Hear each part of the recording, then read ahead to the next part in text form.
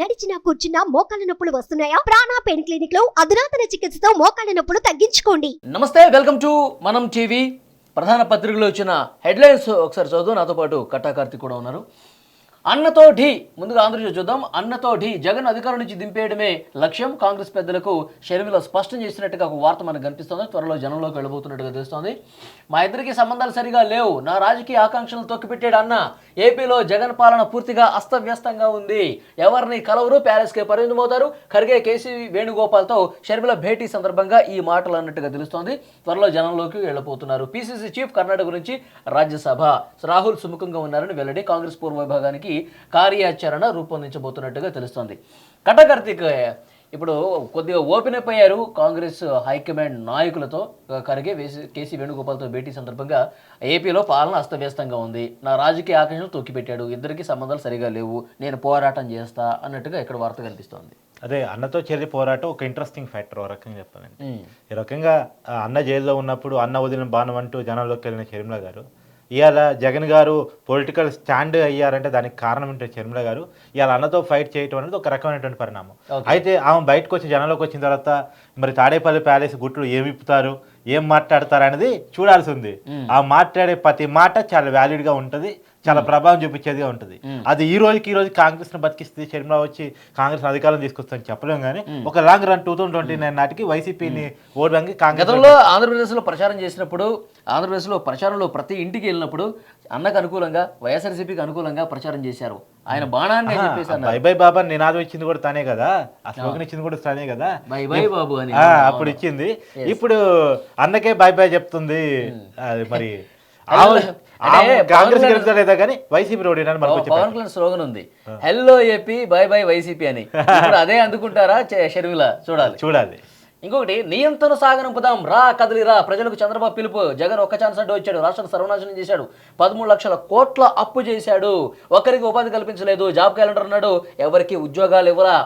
జగన్ రాజకీయాల నుంచి శాశ్వతంగా లేకుండా చేయాలి, మళ్ళీ సైకిల్ పాలన తేవాలి, మన భవిష్యత్తు మన చేతుల్లోనే, కనిగిరి బహిరంగ సభ నుంచి టీడీపీ అధినేత పిలుపు. సరే, ఈ పొలిటికల్ స్టేట్మెంట్స్ పక్కన పెట్టేస్తే చంద్రబాబు గారు మాత్రం పొలిటికల్ సంకారము పూరించారు. మొన్న లోకేష్ గారి సభతో స్టార్ట్ చేసినటువంటి సభలు ఇప్పుడు చంద్రబాబు గారి జనంలోకి వెళ్ళడం స్టార్ట్ అయింది. టీడీపీ జనసేన 2 జెండాలు కనిపిస్తున్నాయి. కింద క్షేత్రస్థాయిలో 2 పార్టీల నాయకులు, కార్యకర్తలు కలిసికట్టుగా ఒకటే ముందు కదలాలి, ఎట్టి పరిస్థితిలో ఓటు చేయకుండా వైసీపీ నింపాలి, టీడీపీ జనసేన కూటమి అధికారంలో తీసుకురావడానికి కార్యక్రమం పెట్టుకున్నారు. ఓకే, మంగళవారం అందరికీ ట్యూస్డే అంట కార్తీక్. ఆంధ్రజ్యోతిలో రాసిన వార్త, అందరికీ ట్యూస్డే, జగన్ కేమో అప్పుడే అది పెట్టారు. అప్పులు కుప్ప చేసేస్తున్నాడు జగన్మోహన్ రెడ్డి. ఈ ఆర్థిక సంవత్సరంలో 39 మంగళవారాలు, 32 మంగళవారాలు ఆర్బీఐ నుంచి అప్పులు. 39 మంగళవారాలు ఉంటే 32 మంగళవారాలు కూడా ఆర్బీఐ నుంచి మంగళవారం అప్పులు, శుక్రవారం అరెస్టులు. అవునా? ప్రతిపక్ష నేతల అరెస్ట్ శుక్రవారాలు, అప్పులు తీసుకురావడం మంగళవారాలు. ఇది అట్లయిందంటే అప్పులకు ఒక అంచనా లేకుండా పోయింది. ఇప్పుడు రాష్ట్ర అప్పులకేమో ఒక క్రైటీరియా ఉంటుంది, ఇంతకు మించి అప్పులు తీసుకోవడానికి ఎఫ్ఆర్ఐ లిమిట్ ఉంటుంది, ఎఫ్ఆర్ఐ లిమిట్ మించి అప్పులు తీసుకోవడానికి ఉండదు, సెంట్రల్ గవర్నమెంట్ ఒప్పుకుంటే తప్ప. సరే, సెంట్రల్ గవర్నమెంట్ ఎట్టా జగన్ గారు సహకరిస్తుందో అది ఒప్పుకుంటున్నారు. అది కాక కార్పొరేషన్ నుంచి అప్పులు తీసుకుంటున్నారు. దుర్మార్గం ఏంటంటే మద్యపాన నిషేధం చేస్తానన్న వ్యక్తి మద్యపాన కార్పొరేషన్ నుంచి కూడా అప్పు తీసుకున్నాడు. అంటే ఎప్పటికీ మద్యపాన నిషేధం ఏపీలో జరగదు. ఎందుకంటే అప్పుండంగా నువ్వు తాకట్టు పెట్టి అప్పు తీసుకోగా కార్పొరేషన్ మూసేస్తా ఎవడు ఒప్పుకుంటాడు? బ్యాంకోడు ఒప్పుకోడు కదా. అంటే మద్యపాన నిషేధం ఏపీలో ఎప్పటికీ జరగదు, ఎప్పటికీ జరగకుండా అప్పులు తీసుకున్నారు. 10 లక్షల కోట్ల రూపాయల అప్పులైనవి. ఒక్క కార్పొరేషన్ మొత్తం ఏపీలో 10 లక్షల కోట్ల రూపాయలు అప్పులైనవి. కార్పొరేషన్లు అయితే ఏంది, స్టేట్ గవర్నమెంట్ అప్పులు అయితే ఏంది, 10 లక్షల కోట్లు. మరి ఒక్క ప్రాజెక్టునే కట్టారా? తెలంగాణలో కార్యక్రమాన్ని కనీసం చూపిస్తారు, అక్కడ ఒక్క ప్రాజెక్ట్ లేదు. 10 లక్షల కోట్లు ఎందుకు అప్పైనాయి అంటే సంక్షేమ పథకాలు పంచిపెట్టడానికి, కుంభకోణాలు చేసుకోవడానికి. అప్పు తెచ్చి పంచివేయటం, అప్పు చేసి ట్రాన్స్ఫర్, అప్పు తేవడం, డైరెక్ట్ అకౌంట్ లో వేయడం, అంతే. జగన్ దోచుకున్న ఆస్తుల రక్షణకే భూ యాజమాన్య హక్కు చట్టం తెచ్చారు, న్యాయ వ్యవస్థను కాదని రెవెన్యూకు అధికారమా? ప్రజల ఆస్తులకు రక్షణ లేకుండా పోయింది, ప్రభుత్వం ధర్మాన్ని వీడి పాలన చేస్తోంది, పట్టాదారు సర్వే రాళ్లపై జగన్ బొమ్మలు ఎందుకు? పవన్ న్యాయవాదులతో నిన్న సమావేశం సందర్భంగా. ఈ దుర్మార్గమైనటువంటి చట్టం ఏంటంటే రెవెన్యూ చట్టంలో 1985 కంటే ముందు ఆస్తులు అంటే ఇప్పుడు 1985 అంటే ఎక్కడండి? ఇప్పుడు 2024లో ఉన్నాం మనం. ఇన్ని నేను బొట్లో 85 అంటే 85 మనం పుట్టిన 85 ముందు కొన్నటువంటి భూములను కూడా ఇప్పుడు ఏమన్నా లిటికేషన్స్ ఉన్నాయా, మీకు ఏమన్నా అభ్యంతరాలు ఉన్నాయా అని అడుగుతారంట. సో అభ్యంతరాన్ని ఎంఆర్ ఆఫీస్ పై రేట్ చేసాం అనుకోండి, రెవెన్యూ ఆఫీస్ పై రేట్ చేసాం అనుకోండి, ఆ డిస్ప్యూట్లో పెడతారట భూములు. ఆ డిస్ప్యూట్ లేని భూముల్ని డిస్ప్యూట్లో పెట్టడం అంటే ఏంటి నీ ఉద్దేశం? ఏ ఉద్దేశాలతో పెడుతున్నట్టు? ఓకే, అంటే దీని నుంచి భూములు కబ్జా కోసం, భూములు అన్యాక్రాంతం చేయడం కోసం, భూములు తినడం కోసం, భూములు కబ్జా చేసి వాళ్ళ పేరుతో రాపించుకునే దానికోసం చేస్తున్నటువంటి కుట్ర. ఇది పెద్ద కుంభకోణం. ఇది వెలికి తీయాలి కానీ చాలా పెద్ద కుంభకోణం. ఇది వైజాగ్లో చాలా పెద్ద ఎత్తున జరుగుతుంది. వైజాగ్ రాజధాని మనం అనుకుంటున్నాం కదా, వైజాగ్లో సామాన్యుడి భూములు పెద్ద ఎత్తున అన్యాక్రాంతం అవుతున్నాయి. చాలా పెద్ద ఎత్తున కొన్ని 100 కోట్ల రూపాయల భూములు విజయసాయిరెడ్డి గారు అక్కడ తెచ్చి వేసి మరీ చేస్తున్నారట. మరి చూడాలి. నెక్స్ట్ సాక్షి చూద్దాం కార్తీక్. నారాదారి అడ్డదారి ఓతకర్రల సాయంతో చంద్రబాబు దింపుడు కళ్ళం ఆశలు, ఎన్నికల వేళ జగన్ ఎదుర్కోవడానికి కుట్రలు కొత్త పొంతలు అన్న ఒక వార్త మనకు కనిపిస్తోంది. అన్ని పార్టీలు తన అవసరాల కోసమే మోహరింపు, కాంగ్రెస్ బీజేపీని తన మనుషుల ద్వారా నడిపిస్తున్న వైనం, అవసరమైనప్పుడల్లా పార్టీలకు ఇంధనం, ప్రత్యేక విమానాల సేవలు, శిష్యుడు రేవంత్ సహా తెలంగాణ నేతలందరినీ కాంగ్రెస్ గూటికి చేర్చిన బాబు ఎన్నికల్లో కాంగ్రెస్ గెలిచాక సీఎం పీఠంపై కూర్చోవడానికి సహకారం. ఆయన కాంగ్రెస్ కూడా చేర్చాడు, ఆయన బీఆర్ఎస్ కూడా చేర్చాడు. పొంగులేటి శ్రీనివాసరెడ్డి బీఆర్ఎస్ లో అప్పుడు పంపించింది ఎవరు? జగన్ గారు కాదా? ఎవరు తెలియదు అది. అంటే అందరూ అడ్డదారి దొక్కే వాళ్ళు అధికారం కోసం. ఈ పార్టీ ఆ పార్టీ మన అన్బయాస్డ్గా మాట్లాడుకున్నప్పుడు, ఎవరు స్టాండ్ తీసుకున్నప్పుడు ఏమైనా బతిత్తా ఏనా కేసీఆర్ గారి నుంచి 2,000 కోట్ల రూపాయలు డబ్బులు తీసుకోలేదు ఎన్నికల అవసరాల కోసం జగన్మోహన్ రెడ్డి గారు. సో వీరంతా ఎవరు స్టాండ్ వాళ్ళు. ఇప్పుడు మొన్న 45 నిమిషాలు ఊగు కలిసారా కేసీఆర్ గారిని? డబ్బులు లావాదేవీలు అయి ఉంటాయని నా అంచనా. గతంలో డబ్బులు లావాదేవీలు జరిగే వాళ్ళిద్దరి మధ్య ట్రాన్సాక్షన్ జరిగాయి కాబట్టి ఈసారి కూడా ఎన్నికల టైంలో జరిగింది అనేది. ఎందుకంటే లేకపోతే పరామర్శ అయితే హాస్పిటల్లో చేసేవాళ్ళు కదా, సీక్రెట్ ఉంటేనే కదా ప్రత్యేకించి కలిసేది. కాబట్టి డబ్బులు లావాదేవీలు జరిగినాయి. కథ ఒక హిడెన్ ఎజెండాతో కలిశారు మొన్న కలవటం కూడా. పరామర్శతో పాటు ఒక హిడెన్ ఎజెండా. కేటీఆర్ ని కూడా పక్కకు పంపేసి ఏకాంతంగా మాట్లాడుకున్నారు. పరామర్శ అయితే ఏకాంతంగా మాట్లాడేది ఏముంది? ఆర్టీసీ సంక్రాంతి కానుక స్పెషల్ బస్సులో సాధారణ ఛార్జీలు ఈ నెల 6 నుంచి 18 వరకు నిర్వహణ, ముందస్తు రిజర్వేషన్లకు రాయితీ, డిజిటల్ చెల్లింపులకు అవకాశం. ఇది మంచి స్కీమ్లే. తెలంగాణలో ఆర్టీసీ ఫ్రీ మహిళలకు ఇచ్చినా కానీ, ఆ ఏపీలో ఇచ్చినా కానీ మంచి స్కీమే. కాకపోతే మన ప్రభుత్వాన్ని డిమాండ్ చేసేది ఏంటంటే ఆర్టీసీని ముంచొద్దు. ప్రభుత్వం నుంచి బకాయిలు ఏవైతే ఆర్టీసీకి ఉన్నాయో మీరు ఫ్రీ ఇస్తున్నందుకు గాను ఆర్టీసీ వెంటనే రీఎంబర్స్ చేయాలి. అంటే పెండింగ్ పెట్టొద్దు. పెండింగ్ అసలు పెడితే పెట్టేదే పెండింగ్ మళ్ళీ ఎవరు.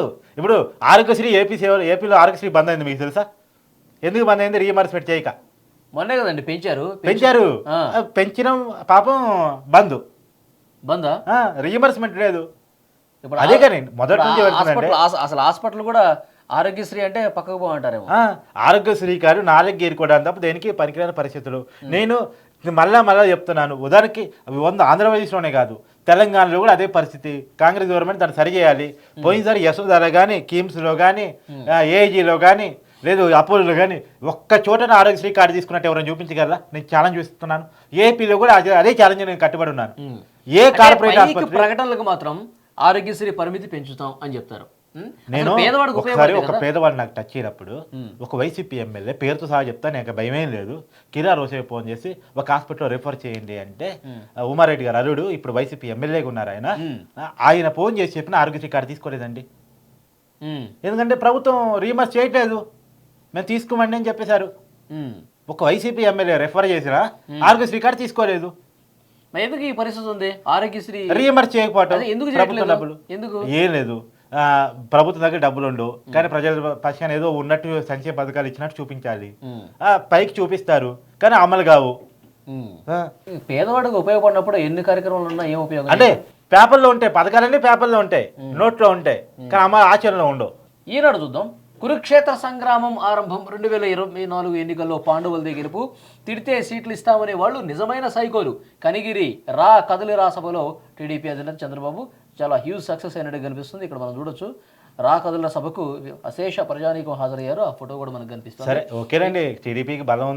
ఇంకొకటి, తాడేపల్లిలోని సీఎం క్యాంపు కార్యాలయం వద్ద వైకాపా ఎమ్మెల్యే కాపు రామచంద్రారెడ్డి, అయ్యా జగన్ మీకో దండం, మీరే మా దైవం అనుకుని నమ్మితే గొంతు కోస్తారా? మంత్రిని చేస్తారని నమ్మించి ఇప్పుడు టికెట్ కూడా ఇవ్వరా? మంత్రిని చేస్తారని నమ్మించి ఇప్పుడు టికెట్ కూడా ఇవ్వరా? రాయదుర్గం వైకాపా ఎమ్మెల్యే కాపు రామచంద్రారెడ్డి ధ్వజం మీకు గుడ్ బై అంటూ జగన్ బంగ్లా వైపు తిరిగి సెల్యూట్ చేస్తున్నటువంటి వైనాన్ని ఆ ఫోటో కూడా ఇక్కడ మనకి స్పష్టంగా చెప్పుకోవాలి. ఏంటంటే వైఎస్ఆర్ ఫ్యామిలీ నుంచి జగన్ అవుట్, మొన్న మీకు డిసెంబర్ 25th రోజు క్రిస్మస్ గిఫ్ట్ పంపించాను నారా లోకేష్ గారికి. అవును. దాంట్లో ఏం రాశారు, వైఎస్ఆర్ ఫ్యామిలీ నుంచి గిఫ్ట్ పంపుతున్నాం అంటున్నారు. వైఎస్ఆర్ ఫ్యామిలీ అంటే ఎవరు? ఇప్పుడు పెద్ద ప్రశ్న ఇది.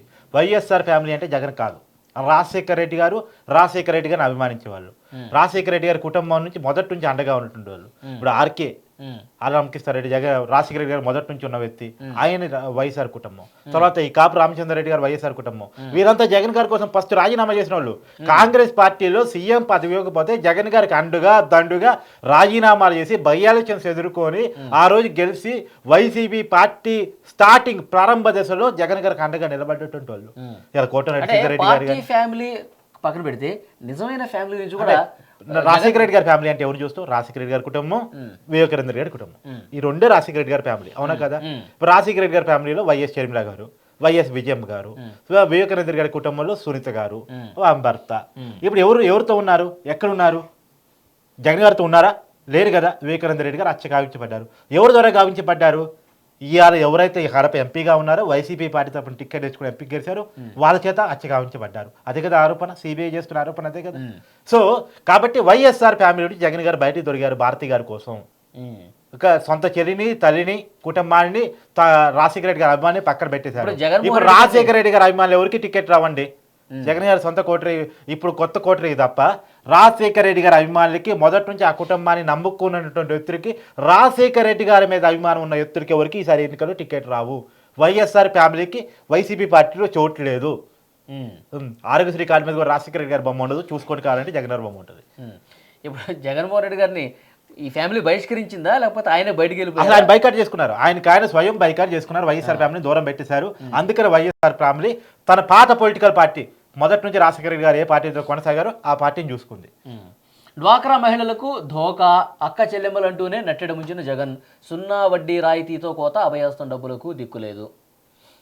ఇది సంక్షేమ పథకాలు సరిగా అందట్లేదు, డ్వాక్రా మహిళల్ని మోసం చేసింది. అంటే ప్రజలను మోసం చేయడం పార్టీ కన్నా అలవాటు లేని దాన్ని కొత్తగా మాట్లాడుకోవటం అంటే, ఇందాక ఆర్ఎస్పీ గురించి మాట్లాడుకుంది కూడా మన అదే. ప్రజలను మోసం చేయడం అనేది రాజకీయ పార్టీకి వెనతో పుట్టిన విద్య. మరి ప్రజలు ఎప్పుడు మేలుకుంటారు, వీళ్ళకి ఎప్పుడు బుద్ధి చెప్తారని చూడాల్సిందే. Thank you Katta Karthik. Thank you.